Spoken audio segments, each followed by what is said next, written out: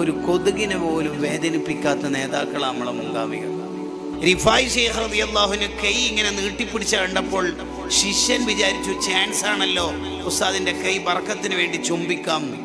ഓടിപ്പോയി ചുംബിക്കുന്ന സമയത്ത് റിഫായി ശൈഖ്, എല്ലാം മോനെ എന്താടാ ഉസ്താദേ, ഒരു കൊതുക് എൻ്റെ കയ്യിൽ നിന്ന് എൻ്റെ ബ്ലഡ് കുടിക്കുകയായിരുന്നു. ബ്ലഡ് കുടിച്ച് തീരുന്നവരെ അതിനെ ശല്യപ്പെടുത്തണ്ടെന്ന് കരുതിയിട്ട് എൻ്റെ കൈ അങ്ങനെ തന്നെ ഞാൻ വെച്ചതാ. അപ്പോഴല്ലേ നീ വന്നിട്ട് കണ്ടോ. റിഫായി ശൈഖിന്റെ ഡ്രസ് ഇങ്ങനെ ആറിയിട്ട സമയത്ത് ഈ കൈയുടെ ഭാഗത്ത് ഒരു പൂച്ച വന്നുറങ്ങി. റിഫായി ശൈഖിനാണെങ്കിൽ ആ ഡ്രസ്സ് ഇട്ടിട്ട് പോയി പള്ളിയിൽ നിന്ന് നിസ്കരിക്കണം. മഹാനവറുകൾ ചിന്തിക്കുകയാണ്, ഈ പൂച്ചൻ്റെ ഉറക്ക് ശല്യമാവുമല്ലോ, എന്ത് ചെയ്യും? മെല്ലെ ഈ കുപ്പായത്തിൻ്റെ ഈ ഭാഗത്ത് കത്രികനെ കൊണ്ട് പീസാക്കി ആ കൈൻ്റെ ഭാഗം അവിടെ തന്നെ. എന്നിട്ട് കൈയില്ലാത്ത കുപ്പായമായിട്ട് പള്ളി പോയി നിസ്കരിച്ചിട്ട് വന്നു. നിസ്കാരം കഴിയുമ്പോൾ മൂപ്പര് ഉറക്കത്ത് നിന്നിട്ട് പോയിട്ടുണ്ട്. അതെടുത്തിട്ട് ഇവിടെ ഫിറ്റാക്കി.